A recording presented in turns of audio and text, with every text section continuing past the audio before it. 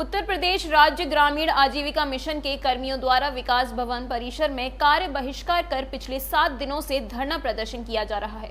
प्रदर्शनकारियों की माने तो शासन से लेकर प्रशासन तक उनकी समस्याओं को नजरअंदाज किया जा रहा है। उत्तर प्रदेश राज्य ग्रामीण आजीविका मिशन के कर्मियों द्वारा चल रहे धरना प्रदर्शन का सोमवार को 7 दिन पूरे होने के बाद भी शासन और प्रशासन स्तर से कोई भी सुनवाई नहीं की गई है। उत्तर प्रदेश राज्य ग्रामीण आजीविका मिशन के कर्मियों का कहना है कि हमारे द्वारा किए जा रहे कार्य बहिष्कार प्रदेश व्यापी है। मिशन द्वारा जब तक 12वीं शासी निकाय में अनुमोदित मानव संस्थान नीति के अनुसार नवंबर 2015 से 7% वेतन वृद्धि, स्वास्थ्य बीमा पूर्व में किए जाने वाले समस्त प्रकार के भत्ते एवं स्थान रणनीति को पुनः बहाली कराए जाने की मांग को लेकर यह प्रदर्शन समूचे प्रदेश में चल रहा है। NRML विभाग के पदाधिकारी ने बताया कि ज्वाइनिंग के समय पर HR पॉलिसी श्रमिकों को बताई गई थी, उस पर अब अमल नहीं किया जा रहा है, जिससे श्रमिकों को कार्य करने में खासा परेशानियों का सामना करना पड़ रहा है। साथ ही आवाज उठाने वाले लोगों की आवाज को दबाने का काम किया जा रहा है। उत्तर प्रदेश राज्य आजीविका मिशन के प्रदेश अध्यक्ष के खिलाफ भी विभाग द्वारा निलंबित किए जाने पर कर्मचारियों में भारी आक्रोश व्याप्त है। ये धरना हमारा 12 सितंबर से चल रहा है, जिसके अंतर्गत जब से ये NRLM में कर्मचारियों की भर्ती ली गई है वो आउटसोर्सिंग पे ली गई है जी। तो इसका मेन रीज़न ये रहा था कि जो HR पॉलिसी इन्होंने हमको ज्वाइनिंग के टाइम पे बताई थी वो HR पॉलिसी इन्होंने अभी तक लागू नहीं की, जिसमें कि लोग कुछ 2015 से भी शामिल हैं और उसके बाद 2018 की वैकेंसी और 19 की एक वैकेंसियों में भी हैं। उन सब की HR पॉलिसी तो वही रही, लेकिन HR पॉलिसी कभी इम्प्लीमेंट की ही नहीं गई। अगर HR पॉलिसी की बात की जाए तो क्या थी वो? HR पॉलिसी में अंतर्गत हमारा इंक्रीमेंट था जी, 7% से TADA का भुगतान था, उसके एक राशि थी, आने जाने के और भी अन्य खर्चे थे, मोबाइल का था, लैपटॉप भत्ते थे, इस प्रकार के सभी भत्ते बंद करके और ट्रांसफ़र पॉलिसी भी इन्होंने बंद कर रखी है। उसके अंतर्गत हमारे यहाँ पे ट्रांसफ़र पॉलिसी बंद करने के आदेश जारी करवा दिए। कितनी मांगों को लेकर आप लोग धरना दे रहे हैं?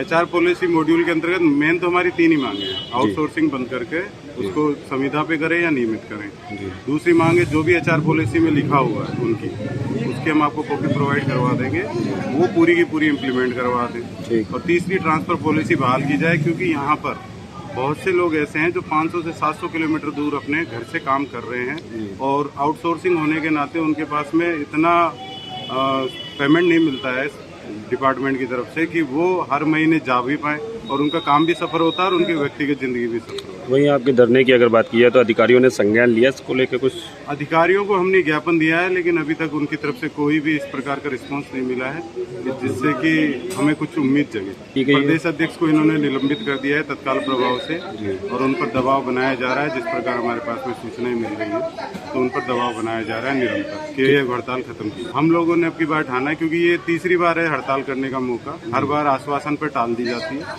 ये तीसरी बार मौका बना है जब पूरे 75 जिले एक साथ संगठित होकर इस कार्य बहिष्कार में शामिल हैं।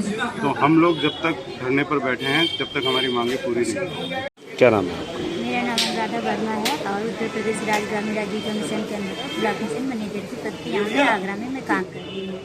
हम लोग जी सर धरने पे बैठे हुए हैं, ये तीसरी बार है और हम कोई नया चीज़ नहीं मांग रहे। जो हमारा शासकीय 12वीं और 18वीं के अंतर्गत जो हमारे लाभ मिलना चाहिए, जैसे कि हमें आउटसोर्सिंग से डायरेक्ट संविदा पर किया जाए, क्योंकि हम डायरेक्ट डिपार्टमेंट के साथ काम कर रहे हैं, उनको नियमों का पालन कर रहे हैं, उनको निर्देशों के अनुसार हम कार्य कर रहे हैं, उसके बावजूद हमें आउटसोर्सिंग पर रखा गया है। इसके अलावा हमें सालाना बताया गया 7% से 15% तक इंक्रीमेंट होना चाहिए, जो कि 2014 से लेकर अभी तक के अलग अलग टाइम में आपका वैकेंसी निकाली गई, किसी भी वैकेंसी पे लागू नहीं किया गया है। इसके अलावा इतनी दूर दूर से लोग ट्रांसफ़र के लिए भी नियम था जो कि बंद कर दिया गया, जबकि इतनी कम सैलरी में 800 900 किलोमीटर दूर कोई अपनी फैमिली नहीं चला सकता आज की महंगाई के दौर में। इसके अलावा ये हम सभी फील्ड वर्कर हैं। आपको पता है कि जितने भी ग्रामीण क्षेत्र के काम होते हैं फील्ड में होते हैं डायरेक्ट, इनके लिए कोई बीमा नहीं है, इनके लिए कोई सोशल सिक्योरिटी नहीं है, जो कि आज के टाइम में बहुत ज़रूरी है। तो ये 2-4 चीज़ें जो मुख्य हमारी हैं, उनसे मैं दोहराना चाहूँगी। आउटसोर्सिंग से हमें डायरेक्ट किया जाए, संविदा पर किया जाए, हमारा एनुअल इंक्रीमेंट किया जाए, हमारे लिए कोई सोशल सिक्योरिटी के बारे में सोचा जाए।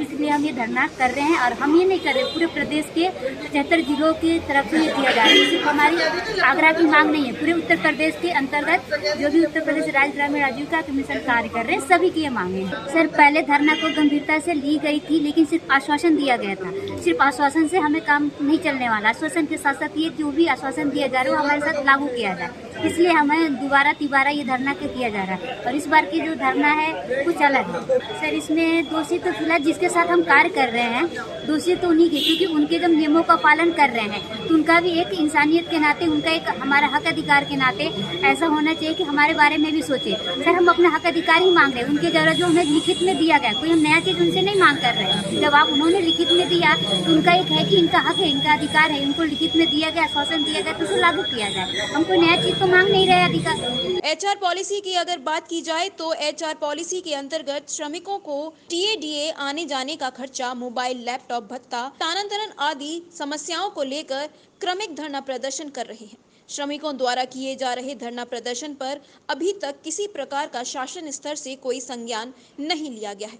अब देखने वाली बात होगी कि अपनी मांगों को लेकर धरना दे रहे उत्तर प्रदेश राज्य ग्रामीण आजीविका मिशन के क्रमिक को कब तक न्याय मिल पाता है। प्रातः दर्पण न्यूज के लिए आगरा से चंदन सिंह की रिपोर्ट।